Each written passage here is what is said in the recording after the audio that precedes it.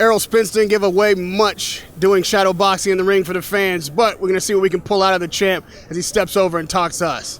Hey, ERROL, I noticed you have your daughter with you here today, your family's with you ringside. Are your children about the age now where they're able to understand what's happening? Oh, yeah, they've been understanding. Like, you know, they've been, every time I put my shoes on, they ask me either I'm going running, or you finna go run, or you finna go to the boxing gym. So, you know, they've been understanding what's been going on. And, you know, they're always in the gym. They've always been watching sparring and stuff like that, so it doesn't scare them at all. And what is it that you want to teach them, like, through your work ethic, watching you perform in this level of your career? Just teaching, you know, you got to work for everything you want, you know, and they witness this firsthand. So, you know, that's something I want, even though, you know, their dad have money and things like that. I want them to work on their own independently and for everything that they want, and just know that nothing's going to be handed to them throughout life. This is your second pay-per-view in a row. The first time was at home. Now you're on a big stage in LA in the Staples Center. How close do you think you are at being the superstar that you have your goals set on? I'm pretty close. Just got to keep working.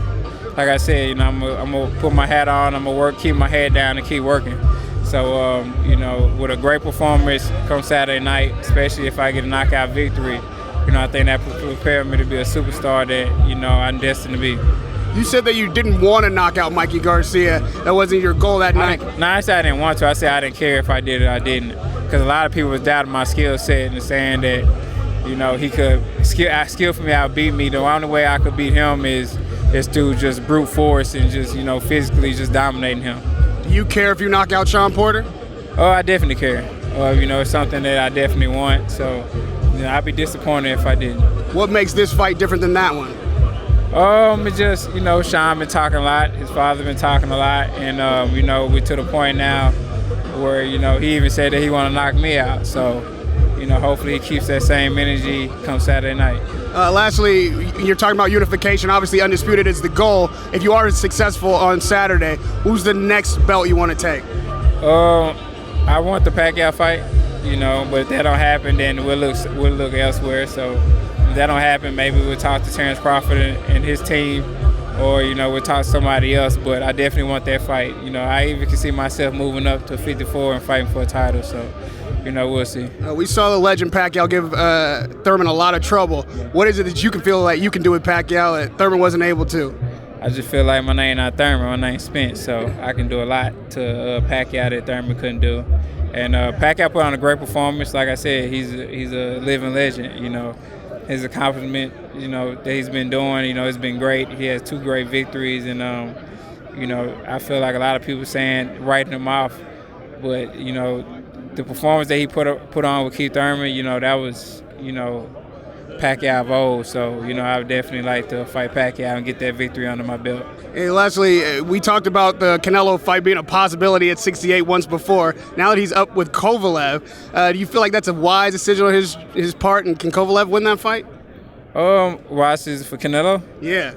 Yeah, I mean, Canelo chasing greatness. I mean, if he lose, you can just say Kovalev was too big. So if he wins, man, that's mega. That's huge. So, you know, I think Canelo can pull it off. I think, you know, Kovalev kind of slowing down a little bit. He still has that power. So if Canelo can take his power and, you know, throw his combinations like I know he can, and use his skill set, I see Canelo winning. Which, if Canelo's win, then it gives no excuse for people saying that, you know, Mikey Garcia didn't have a chance. So we'll see. If you jump 2 weight divisions to 60, how do you beat Canelo? I'm not talking about that right now. I'll talk about it. Ask me after the Shawn Porter fight. But, you know, right now I'm just focused on Shawn Porter. Lastly, one statement Saturday night that you want the fans to come away with talking about ERROL Spence when that final bell rings. I just wanted to say it was an entertaining and dominant performance by myself. So that's something I'm really looking to do.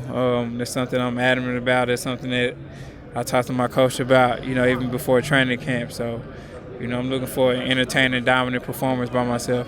Good luck Saturday night. Thanks for the time. Radio Rahim with ERROL Spence. One of the last times you were here for Mikey versus Easter, they showed you on the crowd cheered, they showed Hey B, they booed. Do you feel that the crowd support will be behind you on Saturday? Definitely. You know, I think I got a lot of support wherever I go, just because, you know, just my whole demeanor and just how I am. You know, people can walk up to me, you know, I'm reachable, untouchable, and things like that. They look at me and see themselves in me, so, you know, I think I have a lot of support. I have a lot of fans out there, you know, and I think, you know, they're going to support me because, you know, I don't only fight, to get the victory. I fight because I want to be crowd pleasing. I want, the crowd to entertain themselves too. So, I think I have a lot of support comes out of that night. Talk about that demeanor and how that helps you in situations like this, the big fights that you're into, that calm demeanor. And then also, on the flip side of that, when you turn that on for the fight to be a monster in the ring? I think the demeanor helped me a lot because a lot of people they don't really know if I'm excited or not. That's very true. Yeah, a lot of people they don't know if I'm excited or not, or, just a regular day. That's how I'm looking. So, that's just how I am. And I think it helps me a lot because it keeps me calm and it keeps me focused. And even come fight night, I'm not wasting a lot of energy, nervous and, batting my fingers and moving around. I keep a lot of it stored inside of me until the bell ring, and then I unleash it all out. So, how do you keep calm before the big fight like this? What are you doing to kind of relax yourself and just kind of? I know you got your family with you, you got your girls to kind of keep you smiling. She was actually trying to steal the show out there when you were doing your dance. But how do you keep calm? It's just something. It's just how I always been. I can't just say I practice it or, I maybe been meditating or something like that. It's just something that's always been inside of me. Something I've always been, even as a little kid. I always had that calm demeanor. So, it's just me. Talking about Man Down Promotions, talk about that, where that started from, and then Strap Season, kind of how the collaboration and all that, and the initiation. Well, I started Man Down Promotions. I actually have 3 fighters on this card. So, they'll be fighting on the card. They're all undefeated except one. He has 1 loss. So, it's going to be a great event. And they're all from Dallas, too. So, I want to keep it at home first and then bring these guys up, guys like Burley Books and Amon Rashidi. So, I just want to keep it at home and keep a small stable. I don't want a huge, big stable because you can't focus on everybody with a big stable. So these guys I have, only 3, I can just build them up and get them on cards, and hopefully they'll fight for a world title and put them in the best opportunity.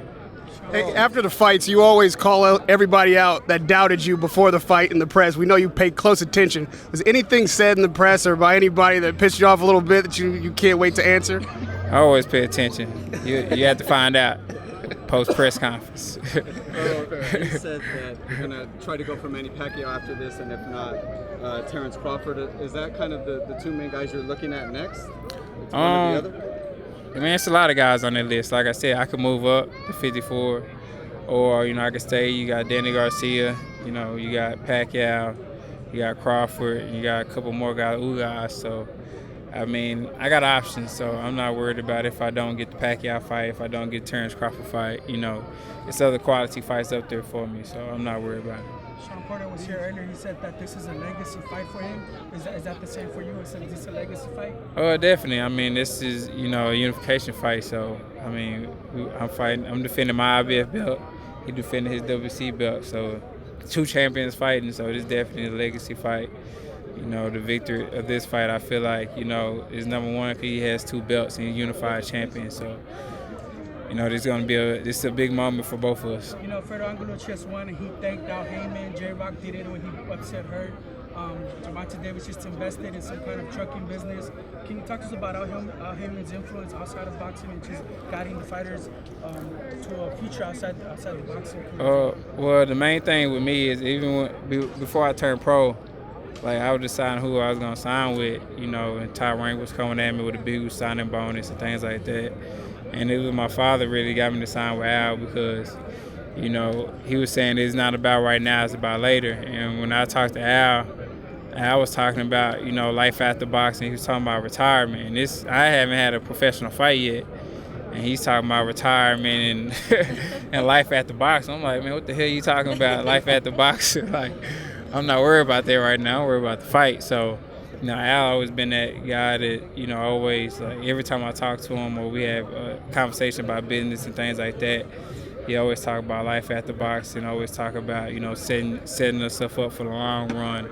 And, boxing's only a little bit part of your life. So, that's why, you wonder why a lot of guys stay loyal to Al and a lot of guys, don't go against the grain because, he's not only you're a boxer, but he cares about the person outside of boxing. So just like, other fighters that he helped, like Paul Williams and a lot of guys, he pay for their funeral and stuff like that. You don't hear about, but he does that thing. So, he helped me out a lot. Said different Roth RAs and different things like that, to help my career outside of boxing and for my kids and stuff like that. So, you know, I never go against the grain with Al because he's been nothing but good to me, not only outside the ring but inside the ring. So, you know, it is what it is. People can say what they want or they're loyal to Al for no reason, but, you know, he's setting us up for a future outside of boxing, not just right now. Now I know you're in the moment, but have you gave any consideration to what you want to do after boxing? You want to be a promoter? You want to have a trucking company? What do you want to do after boxing? See, that's what I'm telling you. Al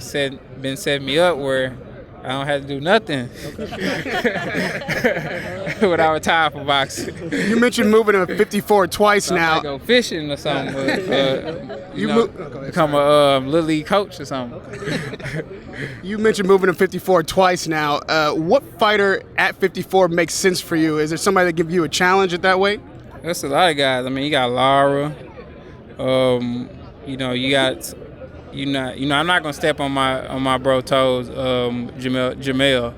You're not gonna step on his toes at all, you know, because he, you know, wants to be, you know, undisputed champion. That's his weight class. We're in the same stable and stuff like that. So, you know, you got Laura that's out there, and you got a lot of different other fighters that's out there that, you know, I can fight. Who makes a good fight. Is it getting difficult for you to make 47 at all? Nah, I just gotta start eating so much. So if I start eating so much during, like, after my fights, I'll be good. But, you know. What's the hardest thing to stay away from at the table? I'm in Texas, man. We got, if you ever been to Texas, we got food spots on every corner, so man, it's just hard, man. What's your victory meal? I don't know, anything that, I don't want to say that. People gonna be like, nah, I ain't in and out, nah. But really, I got this, I'm on Instagram, it's called like Los Angeles Eats. I follow it, so it got a whole bunch of food places and things like that. So I really don't know. Right now, I'm not really thinking about it right now. So, you know, we'll see after the fight. I like berries though. Berries good as hell. So I like their lobster pieces. So we'll see. Okay. Thank you, Earl. Thank you. Thank you.